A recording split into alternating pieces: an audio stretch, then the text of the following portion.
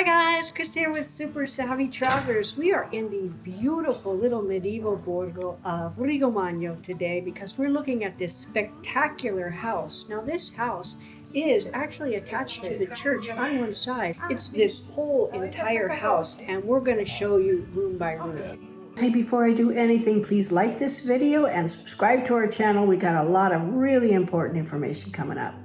Okay, we just came in the front door, and as you can see, you enter into this beautiful kitchen pranzo space, meaning a kitchen dining room space, but there's also room enough for a little bit of a living room here. It's quite large, quite comfortable. And then you have the stairway that goes up to the zona notte, which is the night zone, or where all the bedrooms and things are. Down on this level, you have a really good-sized kitchen and soggiorno space, and another bedroom and bathroom. Now, as you can see, this space is quite large. This piece of furniture is big, okay? It takes up a lot of space, and there's a large sofa in here. Now, the kitchen right now is a little bit underneath the stairs and along this wall. They salvaged the caminetto, which is the fireplace. It's very pretty, but what would happen if you sort of moved everything out a little bit? It's a little bit uncomfortable to do your dishes underneath the stairway if you're tall.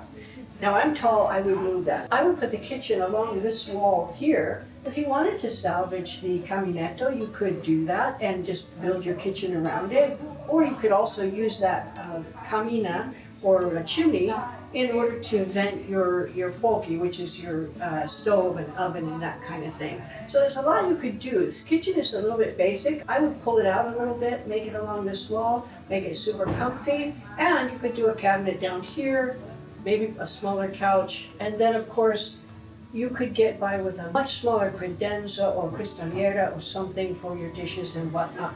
This one is big, it's got all the really super elegant stuff in it, but you likely don't need all of that. So anyway, it's a big space. Those are my suggestions on what I would do with this space, but let's hear in the comments what you would do with this space. Now let's go look at the other bedroom and bathroom. Okay, here we have a little mini step up and we go into a bedroom and a bathroom. Now this bedroom is really good size and the views out the window are amazing. Check it out. As you can see, the light in here is just stupendous and I'm looking out at the view. It's so beautiful. This really feels good on my soul. It's just so beautiful up here. It's quiet. It is stress-free. It's a really, really lovely borgo. Now, I want to point out that the ceilings are super high and there's all kinds of little details in the corners and on the edges that it's easy to miss if you're not looking for them. This is a good-sized bedroom. I would keep it as a bedroom with a bathroom right next door and be super comfy.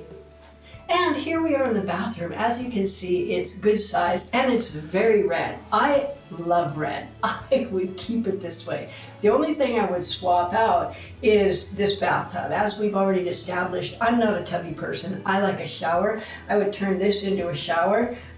If you love red, you could probably salvage the tiles. If you don't like red, then the tiles are easy to replace. In addition, I would put a new sink unit in where you have actual storage underneath the cabinet. They have these modern ones. They're not expensive. They're very beautiful. They come with a beautiful modern mirror and light unit, and it really, really spiffs up the space. So with a few little minor alterations, you can make this gorgeous. In addition, you have some of the older, fixtures in here. And what I just like about these older ones is look how far the toilet comes out. It's a good, I don't even know how many in inches, but it's about that much space. If you shoved it up against the wall, or better yet, had one of those suspended toilets that we love because they're so easy to clean underneath, you would have so much more space. It would be so much more comfortable. And with the bidet, it's the same thing. The bidet is a little big. You get smaller bidets, suspend them from the wall or suspend them on the wall, clean underneath, and you've got much more space here. There's a lot you could do with this beautiful bathroom, but I have to say, I love the red. Okay, we're back in the living room soggiorno area. We're gonna go up the stairs, come on.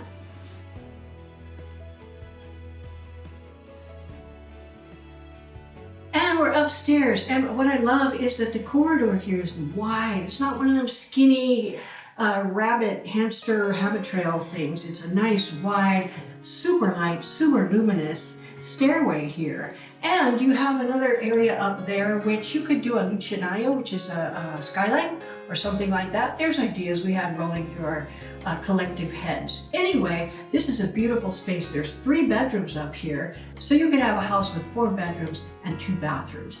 Very big, very bright, very luminous. Now, another thing I want to say, the staircases in Italy sometimes can be not comfy. This one's very comfy. The steps are wide, there's a lot of space for your feet, and the railing is super solid. And sometimes in Italy, you don't even have a railing, which scares the daylights out of me. So let's take a look at the first bedroom.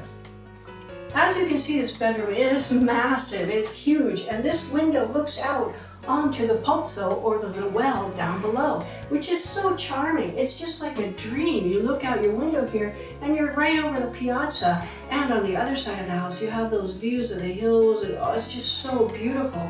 And there's a feel to this place. It's quiet, it's calm, it's safe, it's stress-free. If you've just had enough of the chaos of the world today, and who hasn't, this is a great place. Now, for this bedroom, you can see that this armadio is huge, it's massive, and there's a lot of big furniture in here, which you don't necessarily need to have. You can eliminate some of the big furniture, make it a little more spare, but a lot more comfortable. Okay, here's another little bedroom up here. It's a little bit small. You could use this as a studio, or you could actually make it another bedroom. You could put a single bed in here, or even a double bed. You might even be able to fit a matrimoniale. It would be a little bit tight, but you could do it. Now, on the other side is another bedroom, slightly bigger, but smaller than the master. I have an idea that might work. Okay, and here's the 4th bedroom. And it's bigger than the other bedroom, a lot more space, it's more comfortable, there's a lot of things you can do with it. But what about this? What if you took that bedroom over there and this bedroom over here and opened it up with a beautiful arch? You had this bedroom become like the bed area, and you have a little sitting room over there with, of course, with your coffee station to make a beautiful big bedroom suite. I think it would be a much better use of space. Although, if you have a lot of people coming over, you could keep it as another bedroom. It's certainly big enough to be comfortable.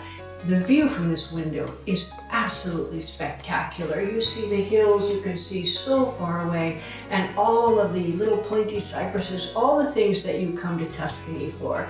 Okay, we're in the upstairs bathroom, and you can see it's all been redone not too long ago. It's a good-sized bathroom with a nice shower. There's a washer in the corner, so you have a lot of room in here. But I have to show you this view out the bathroom window. It's stunning. Out this window, you have a spectacular view of the church tower and all of the surrounding area. We're right on the edge. Over on that side is Arezzo, which is a whole other region. It's wonderful. But out every single window in this house, you have a beautiful, spectacular, calming and soul-nurturing view of the surrounding countryside. Okay, if that's not enough space for a house, there's a huge garage down here, and it's really, really pretty. Inside there is a serbatoio d'acqua, which we really like. That is a water tank with a pump. So in the event that ever the water runs out, or there's pipes being fixed in the centro storico, you always have a good supply of water pumped into your house. But wait, there's more. There's a cantina also that comes with this house.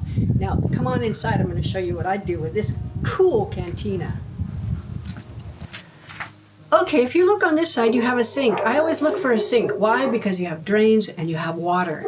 What I would do with this cantina is I would turn it into a beautiful taverna, which is basically a space where you can entertain, you can cook for people. It's cool in the summer. It's just a really cool space. Now, what do you think of a kitchen along this wall? A nice functional kitchen. You can do all your big cooking, you can do your entertaining, and have plenty of space in here for an area to have people in. Make it look a little bit like, a regular taverna. I would put bricks on the floor, like a really nice rustic floor. I would leave the walls halfway stuccoed, but also with the bricks showing, almost like they are right now. Now, you've got some travi up here. They're fine. I probably would strip them. I don't like it when they paint these beams white. I like them to be natural like they are. And the mattoni, which is the bricks in between, I like them to be showing. However, it's not bad. It's not bad. Now, take a look at this place. You could turn it into something really spectacular and have a fabulous time cooking traditional Tuscan cuisine down here. Okay, one thing I want to point out is just how accessible this house is. As we talk, there are four main gates, and this house is right on the street that basically cuts through the middle of the town. But this gate right here is so close to the house. You just drive your car up, you park in your garage here. You've got your cantina right here, which is so easy to get into. It's not like you have to go up or down all kinds of strange stairs and things like that. It's right here. And then your house is just around the corner, right in the piazza, in the middle of this beautiful borgo. Okay, guys, let us know what you think in the comments of this beautiful house, of this beautiful Borgo, and really the dreamscape that we've discovered here in the Tuscan countryside.